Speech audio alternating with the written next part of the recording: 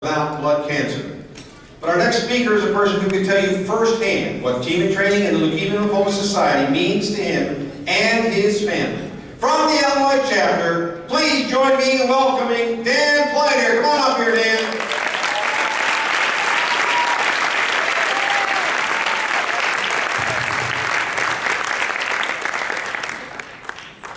Speaking of opening acts, huh? John Bingham, everybody.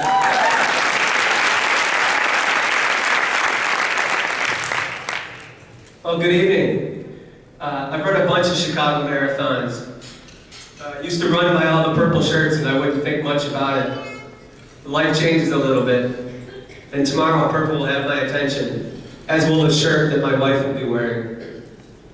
We are thrilled to be part of the team and the Leukemia Lymphoma Society and the work they're doing for the families like ours. My wife has taken on the role of participant and fundraiser, one of the top in the country, as you just heard.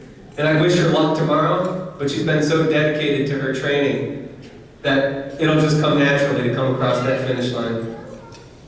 I, on the other hand, have been the quasi-spokesperson, been available to share our story, to talk with people. Will's over there trying to come say hi. To talk with people, and to even do some writing, like the following that will appear in the Chicago Athlete, giving team and training some great exposure next month. About 20 years ago, Team and Training started raising money to fund life cancer research. About 20 years ago, I graduated college and started running. I ran a few miles and eventually a few races. I watched a marathon and then I ran one.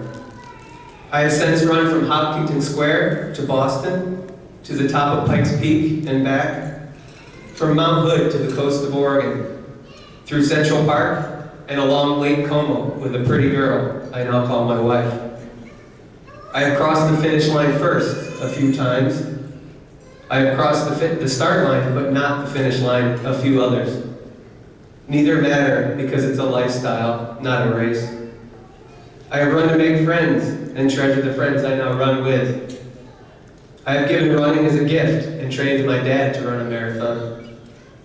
I have run to get to the hospital faster when my son was being born, and I have run to inspire him and the little sister he now has. When my 3-year-old son Will asks me if I'm going running, I say yes. When he asks for me, I also say yes, because I now run Team and Training to help create a world without cancer while he survives it. Running changes everything. Will was diagnosed with leukemia in January of 2009 when he was 15 months old. After about 3 weeks of fighting what we thought was a virus, he was lethargic and thirsty and not sleeping well. A blood test finally would hint at what doctors confirmed later on, that Will had acute lymphoblastic leukemia. We described the first 24 hours after Will was diagnosed as fear. No understanding of what we were facing, sharing news with family, and feeling more like a parent than even we did the day that Will was born. The next 7 months, difficult. Treatments, emergency rooms, hospital stays, sleepless nights. And the year after that, we describe as healing. Watching Will outside playing again, having enough energy to get up and walk, and then run. And of course, Susan and I finally believing and knowing that everything was going to be okay. The last 5 months, we call it blessing, because of the opportunity my family has had to represent all of you and the mission of Team and Training. As Will grows, one of the things that we hope he learns in life is how to find the positives. And being part of this group and this organization is certainly a lesson to him about that. We've had the opportunity to speak with many of you, to run with you, to cheer you on, to see our son's name, Will, written on your arm as inspiration on some of your longest runs. We've met incredible people. Incredible people participating for a variety of reasons. People running to celebrate years of survival. People running in honor of a loved one. Parents who ran when their child was young and ill and are now running with that child. And of course, doctors and nurses because a professional life spent helping people with blood cancers just isn't enough. Whatever the case, we've come to learn one thing, and that this is a group of many hands, but of one mind, and that alone defines the success of the team. As I read earlier, I've done some running in my life, and I know the nerves that you're all feeling on Marathon Eve. I also know what you've done to get to this point and all the effort and time and energy that you put forth. You've had great advice from all your coaches along the way, but if I may, I'll add, pick a point past halfway tomorrow and just focus on that. If you feel great, save that energy and put it into your gas tank until you get to the later miles.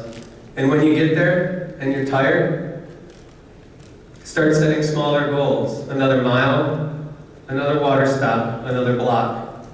Keep feeling accomplished and positive all the way to the finish line. There'll be a lot of people out there just running tomorrow in order to say that they have completed a marathon. You have a greater mission, however. And although you may fear the unknown, be challenged,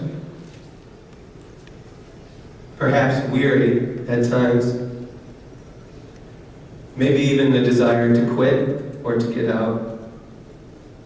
But we will all find our courage and determination, and with the support of new friends, we will all celebrate reaching our finish lines in the name of creating a world without cancer. Tomorrow, whether Will serves as your inspiration to keep going, or a family member, or a coworker, or a friend, also keep in mind that all of you will be doing something incredibly inspiring as well. Be proud of yourself and use that pride to encourage your friends to come out and join us in the future. I know Will is one of Team in Training's honored heroes, but we always continue to say that we're just honored to represent all of you. All of you who give your time and energy to support this wonderful cause. As the father of a patient honoree, I'm also honored to be able to say, on behalf of everyone that you're running for, you deliver hope to our hearts. And I thank you. Good luck. Go Purple. Go Team.